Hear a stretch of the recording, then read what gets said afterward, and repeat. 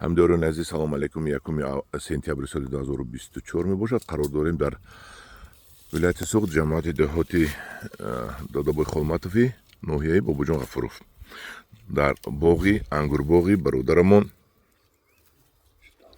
Фирдавсбой. Фирдавсакои мо инҷа ангур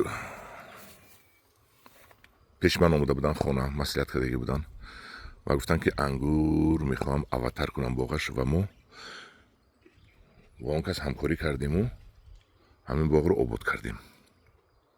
باغی که میبینید این پیش تاکش دیگر بود، بعد پیوند کردیم، من از همجاش پیوند کردیم و انگور اواتر رو کردیم. این انگور اواتر نبینید چه خوشروی، این چنان شیرینی شده است که این پخت است. در اینجا نمیدونم برای چی در از ریگر تیسر ولایت سوغد میپختگی شده است. اینجا گرمتر شده است نظر به پایانه. زمین ما دیگه که اگر ریگا ریگ بسم الله الرحمن الرحیم. انگور حسینی هم وقتی آوازنامه هم بوده گفت یعنی ما با شیرش بالاتر بود نظر به انگور دیگه.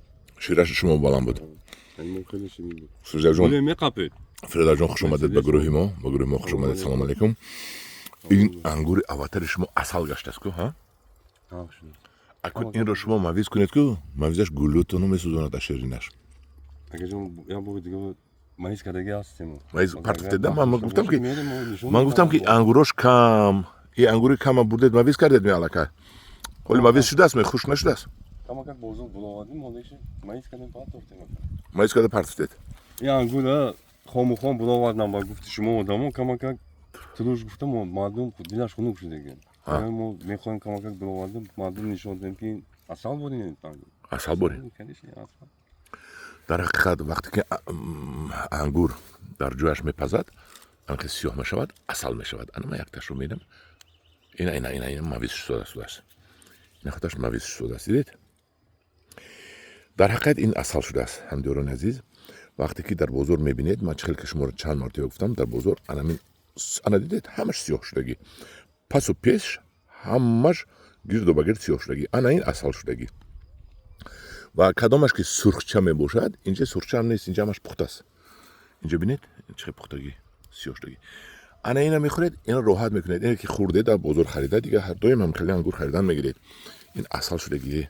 بسم الله الرحمن الرحیم. این اصل باید برید چشم. با قرصش نمیگوید. پوری آب دهنتون دونه ندارد.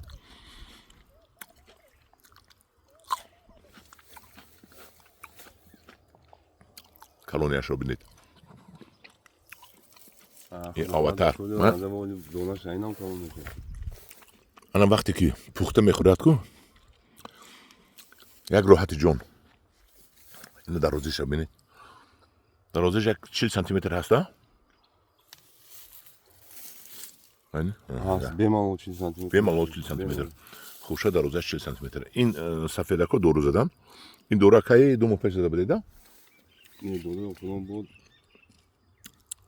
سیر شده دیگه. دیگر تمام این دورتون علاقه وش گذشتگی، تاثیرش گذشتگی، اوج خورده میشد، 23 روز گذشتگی باشد، دیگه دورو نمیزنید خود خواهد برای که اینجا چند گکتار دارید شما؟ اینجا گکتار نه 85 سوتیق. 85 سوتیق. باور کنید همه اواتر 85 سوتیق با لو اقل 10 تن انگور گرفته مویز کنید و از همین 10 تن نمیدونم با فکر من اگه من رگاریو چیکل دیدم 150-200 کیلو دودونی باشد بگوی ما چی فرق داره؟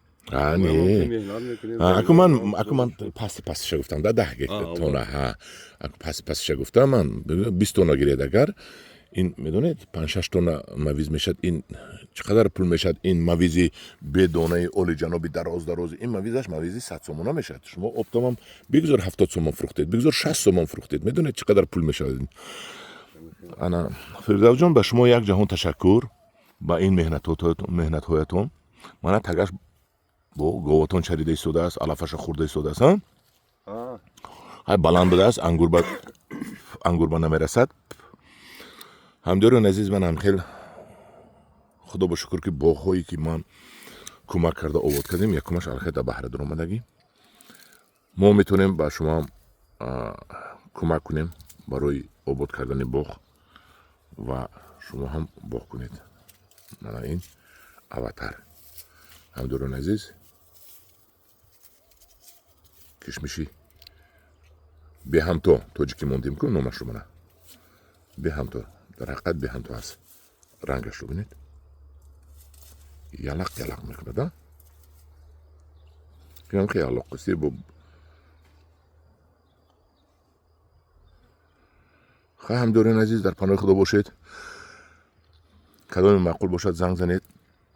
باغی هم خیلی اواتر کردنی باشد مراجعت کنید. ما با شما کمک میکنیم همکاری میکنیم و این باغ ها رو آباد کرده به شما باغاتون رو میتیم. در پناه خدا باشد. خدا نگهبان شما باشد.